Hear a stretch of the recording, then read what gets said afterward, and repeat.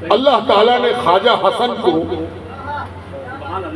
کیا عروج بخشا تھا اور کیا رنگ دیا تھا کہ بمبئی وہ جگہ نہیں ہے جہاں مشائخ کم آتے ہیں. بڑے بڑے مشائخ یہاں آئے ہیں، آتے ہیں اور آتے رہتے ہیں، لیکن خواجہ حسن کی سادگی، پرکاری کیا کمال دکھا گئی کہ بمبئی میں قدم رکھا تو حضرت کا ایک الگ طریقہ تھا، ایک الگ انداز تھا. آپ کو معلوم ہے کہ اگر آپ کو کسی یونیورسٹی میں داخلہ لینا ہو تو آپ کو کوالیفیکیشن بتانا ہو. میٹرک میں نے فلاں جگہ سے کیا ہے، انٹرمیڈیٹ فلاں جگہ سے کیا ہے. اگر مارکس اچھا ہوگا تو یونیورسٹی میں داخلہ ملے گا، اور اگر آپ نے مارکس اچھا نہیں لایا، انٹر نہیں کیا، تو یونیورسٹی میں جانے کا کیا سوال ہوگا. زیادہ تر پیر مرید کو کامیاب بنانے کے لیے اس کا کوالیفیکیشن دیکھتے ہیں، لیکن ایک پیر ایسا بھی تھا جس کا نام خواجہ حسن. وہ کوالیفیکیشن عجیب انداز سے دیکھتا تھا. بیکری میں گھسا تو بیکری چلانے والے کو اس نے شیخ بنا دیا. فوج کی پلٹن پر نظر ڈالا تو فوج کے کپتان کو اٹھا کے صوفیوں کا کپتان بنا دیا. مدرسے سے گزرا تو ٹھہر گیا، اور سے دیکھا کہ مدرسہ میں کیا ہو رہا ہے. دیکھا کہ ایک استاد بیٹھا ہے، قال اور قیل پڑھا رہا ہے. اور سے دیکھا کہ ارے یہ استاد زندگی بھر پڑھائے گا، پھر استادوں کی بھیڑ میں کہاں گم ہو جائے گا پتہ ہی نہیں چلے گا. کیوں نہیں اس کی تقدیر ایسی لکھی جائے کہ استادوں کی پیشانی یہاں کم ہو. اندر گھسے وہ بھی اس شان سے گھسے جیسے مولانا روم کی مجلس میں شمس تبریز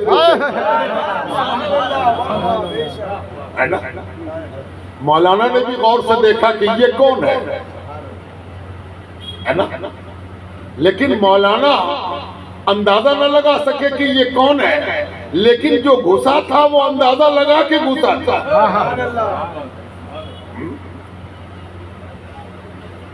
واقعہ آپ کو معلوم ہے کہ مولانا روم زبردست صلاحیت کے مالک، زبردست عربی فارسی دونوں پر یکساں قدرت، دونوں زبانیں گویا سمجھانے کے لیے عرض کروں انہی کی مرید.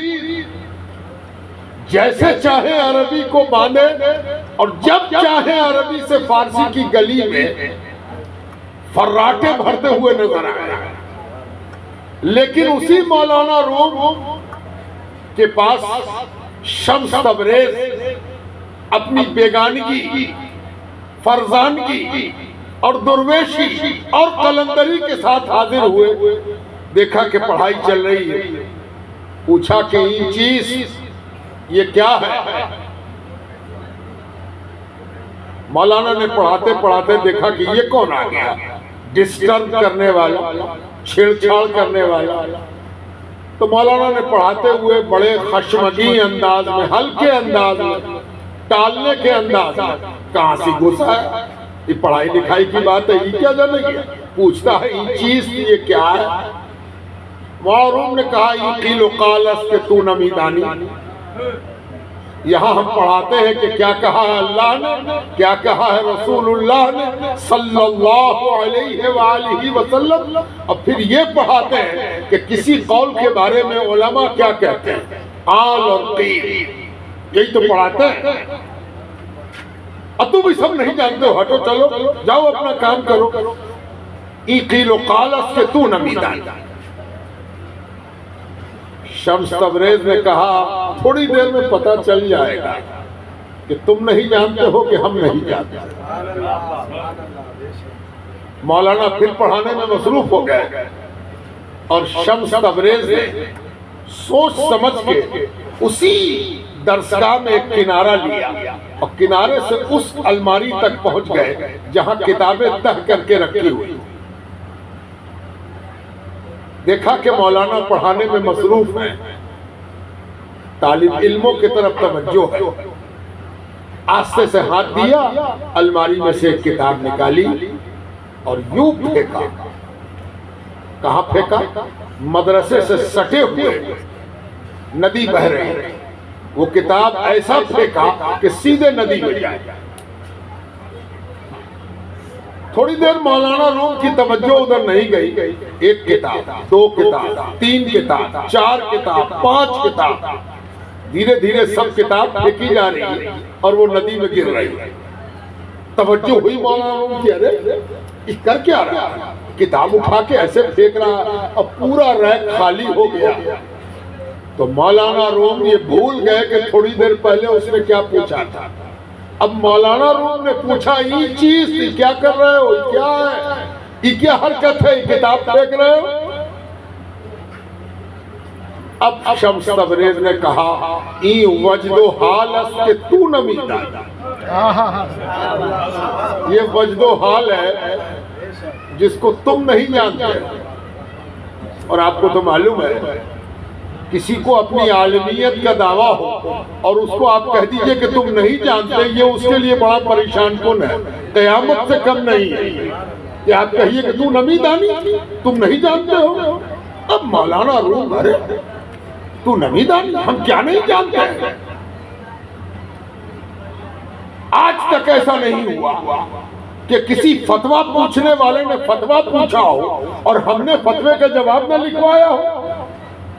اگر میری جانکاری کم ہوتی تو فتوے کا جواب دینے میں ہم چوک جاتے. آج بھی یہی ہوتا ہے. آج کل تو اتنے تیز مفتی پیدا ہو گئے ہیں کہ فتویٰ پوچھنے والے کا سوال مکمل نہیں ہوا، جواب حاضر ہے. اب وہ بیچارہ دنگ ہے کہ ابھی تو سوال پورا ہی نہیں ہوا ہے نا. یہ ان کی غیب دانی نہیں ہے، یہ ان کی اجلت پسندی ہے. اور اسی اجلت کی وجہ سے فتووں کے اندر سے وہ قدر و قیمت ختم ہو گئی. اجلت، جلد بازی، اپنی جانکاری کا بیجا روب گانٹنا. فتویٰ جب ہوتا سوال پر منحصر ہوتا ہے.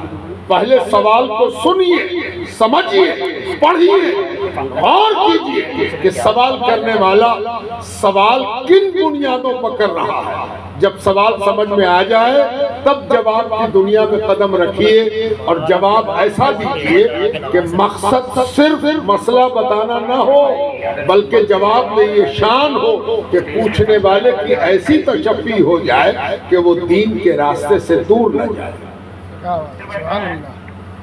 لیکن آج کل مولانا روم نے کہہ دیا تو نمی دانی. اس کے بعد بگڑ کے کہا یہ جو کتابیں تم نے پھینک دی یہ بڑی قیمتی ہیں، ان کا بدل نہیں ہے، پریس نہیں آیا تھا اس لیے 1 پیس تھی، ہاتھ کی لکھی ہوئی کتاب تھی. اب ایسا نہیں کہ کوئی چیز نہیں ملے تو دہلی کے اور بمبئی کے کتب مارکیٹ میں جا کر کتاب خرید لی جائے. کیا ہوا، پھٹ گئی، پھینکا گئی تو کیا ہوا، دوسری مل جائے گی. چھپی ہے تو بہت ملے گی. چھپنے کا تو سوال نہیں تھا. جو کتابیں دریا میں ڈالی گئی تھی وہ سب نادر تھی، نایاب تھی. بڑے افسوس کے ساتھ کہا اس دیوانے نے بڑا نقصان کیا. اس شمس تبریز نے کہا کیا نقصان کیا؟ کہا کتابیں پھینک دی تم نے، اب وہ کتابوں کا کیا ہوا، علم ضائع کیا تم نے. شمس تبریز نے کہا ضائع کیا؟ کیسے ضائع؟ کہا ندی میں پھینک کر. تو شمس تبریز نے یوں ہاتھ بڑھایا جدھر پھینکا تھا اور یوں کھینچا کتاب کو کہ جو کتاب پھینکی گئی تھی وہ واپس آئی. اور وہ بھی اس طرح آئی کہ نہ اس پر پانی کا کوئی قطرہ، نہ بھیگنے کا کوئی تصور.